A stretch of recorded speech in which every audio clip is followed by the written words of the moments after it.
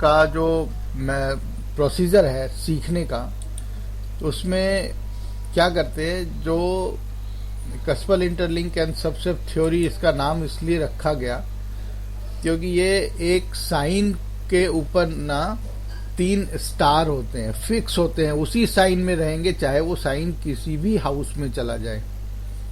12 घर होते हैं, लगन से लेकर के 12 घर होते हैं। तो वो 1 से 12 घर तो फिक्स होंगे, जो लगन में आएगा वो घर लगन ही है, दूसरे भाव का जो मतलब है वो दूसरे भाव का जो सिग्निफिकेशंस हैं वो दूसरे भाव में ही रहेंगे। तो साइन जो है ना वो किसी भी भाव में जा सकती हैं। पहला साइन जो है मेष राशि एरीज, वो लगन में भी जा सकता है, सेकंड हाउस में भी जा सकता है, 5th में भी जा सकता है, 12th में भी जा सकता है। ठीक है, तो राशियां जो है वो 12 भावों में कहीं भी जाएंगी। तो हर राशि के ऊपर जो है ना वो एक नक्षत्रों का जो एक चेन है ना वो फिक्स होता है। नक्षत्र इसलिए बोलते हैं नहीं हिलने वाला, और ये सारी प्रिडिक्शन नक्षत्र के ऊपर ही बेस्ड होती है। ठीक है, अब ये जो कस्पल इंटरलिंक थ्योरी है, ये सारे के सारे इसको कस्पल इंटरलिंक क्यों बोलते हैं, क्योंकि एक साइन के अंदर जो है ना वो 3 स्टार होते हैं, और जब स्टार को हम फर्दर 9 से डिवाइड करते हैं तो वो सब लॉर्ड बन जाता है। फिर हम सब लॉर्ड को फर्दर 9 से डिवाइड करते हैं तो वो सब लॉर्ड बन जाता है।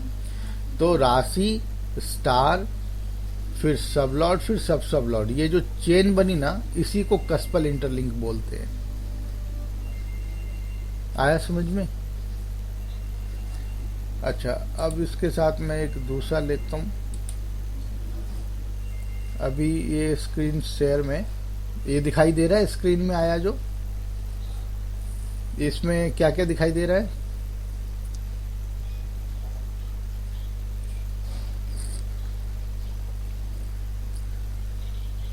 हाँ, अब ठीक है, ठीक है।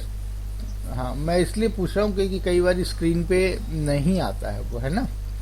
अब कोई भी चीज आप लेते हो ना, तो हमारा ब्रह्मांड क्या है, गोलाकार है। तो कोई भी चीज जो है ना वो 360 डिग्री की होती है। जब पूरा राउंड लेती है ना तो 360 डिग्री की होती है वो। ठीक है, तो हमारी जिंदगी को भी 360 डिग्री में ही डिवाइड किया हुआ है भविष्य को बताने के लिए।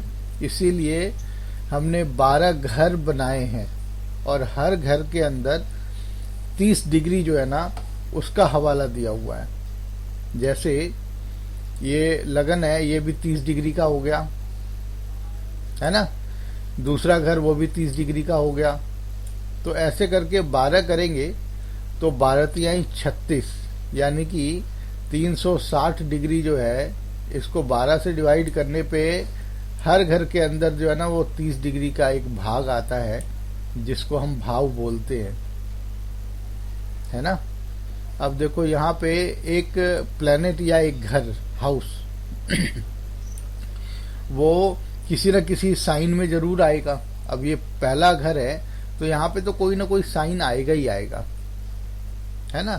तो एक समझाने की बात है कि एक प्लैनेट या हाउस जो है ना वो अगर एरीज साइन के अंदर आ जाता है तो एरीज में 3 स्टार होते हैं, अश्वनी, भरणी और कृतिका। तुम्हें ना पूरे 27 के 27 नक्षत्र जो है वो याद करने हैं। ये मैं जो अभी पढ़ा रहा हूँ उसकी वीडियो भेजूंगा एक एक करके।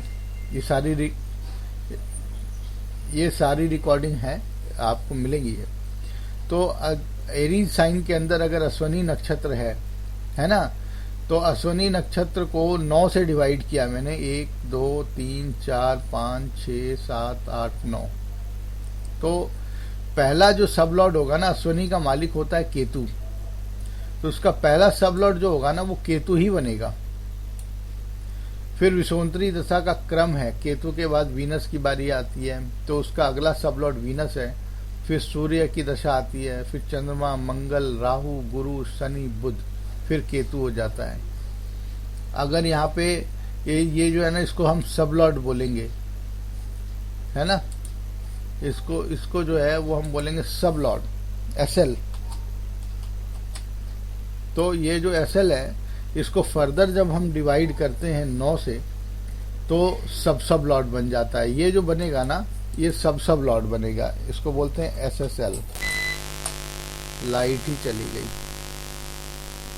हेलो, तो अभी 5 मिनट के अंदर लाइट नहीं आएगी, तो अभी अपने को दोबारा से करना पड़ेगा जब लाइट आएगी तो, ठीक है। अच्छा, अब देखो ये सब लॉट बन गया है ना। तो अगर मंगल को हम डिवाइड करेंगे तो सबसे पहला जो सब लॉट बनेगा वो मंगल का ही बनेगा। फिर मंगल के बाद जो विषुवंतरी दशा का क्रम होता है, मंगल के बाद राहु की दशा आती है, राहु के बाद गुरु की आती है, फिर शनि की आती है, इसी क्रम में आगे चलता है ये। अगर यहाँ पे हम इस सब लॉट शनि के सब को डिवाइड करते तो पहला जो बनता ना वो शनि का ही बनता सब लॉट। क्लियर है ना। अगर हाँ, यानी कि जिस किसी भी सब लॉट को अगर हम स्टार को डिवाइड करेंगे ना सब लॉट के लिए, तो उस स्टार का मालिक ही पहला सब लॉट बनेगा। उसके बाद विषुवंतरी दशा क्रम में ये चीजें आगे चलती जाएंगी। और अगर सब लॉट को फर्दर डिवाइड कर देते हैं, आगे लाइट, सब लॉट को फर्दर डिवाइड कर देते हैं सब लॉट में, तो जिस किसी भी सब लॉट को डिवाइड कर रहे हैं ना, उसमें पहला सब लॉट वही वाला प्लैनेट होगा जो सब लॉट है। ठीक है। अब देखो इसके बाद दिखाता हूं। हाँ, आ गया। ये 2-3 मिनट से ज्यादा नहीं जाता हमारे यहाँ।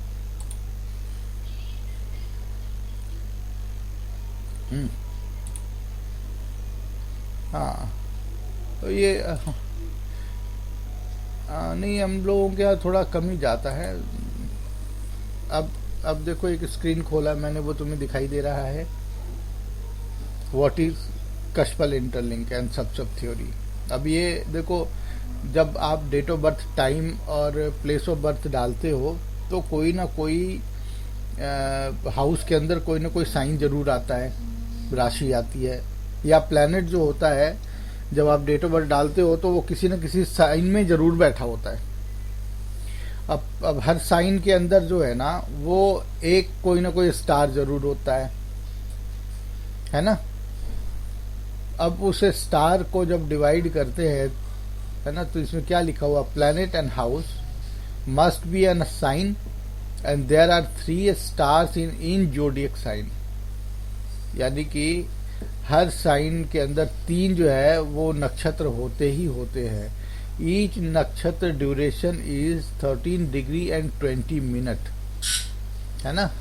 13 डिग्री एंड 20 मिनट का क्या मतलब हुआ, अगर 27 नक्षत्र है ना, तो 13 डिग्री और 20 मिनट को गुणा करोगे तो ठीक जाकर के 360 डिग्री बैठेंगे।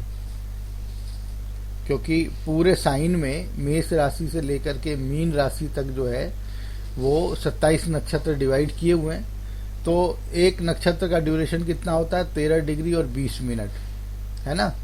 और हर नक्षत्र के 4 भाग बनाए गए हैं, नक्षत्र के 4 भाग बनाए गए हैं, 13 degree, 3 degree 20 minute, 3 degree 20 minute, 3 degree 20 minute और 3 डिग्री, तो ये होते हैं टोटल 13 डिग्री और 20 मिनट।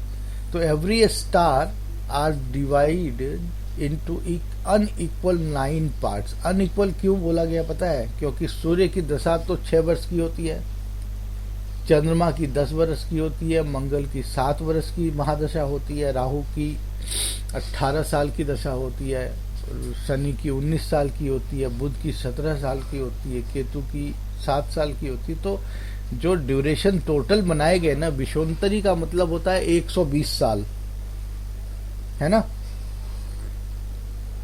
हेलो, विषुवंतरी का मतलब होता है 120 साल। और वो 120 साल कैसे बने हैं, जो 9 ग्रह है ना, उनकी जो दशा अवधि है वो टोटल मिलके 120 साल बनती है। तुम जोड़ के देखो, अगर जोड़ के देखोगे, यहाँ पे ये मैं यहाँ पे दिखाता हूँ, कौन है,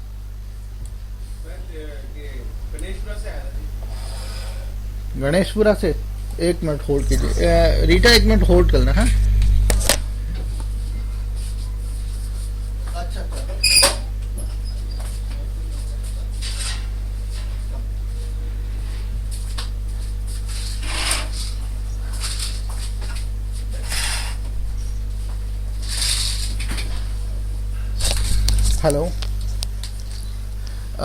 5 मिनट का ब्रेक ले लें, कोई आए हुए हैं कुछ दिखाना, 5 मिनट में दोबारा ज्वाइन करते हैं, ठीक है? ओके।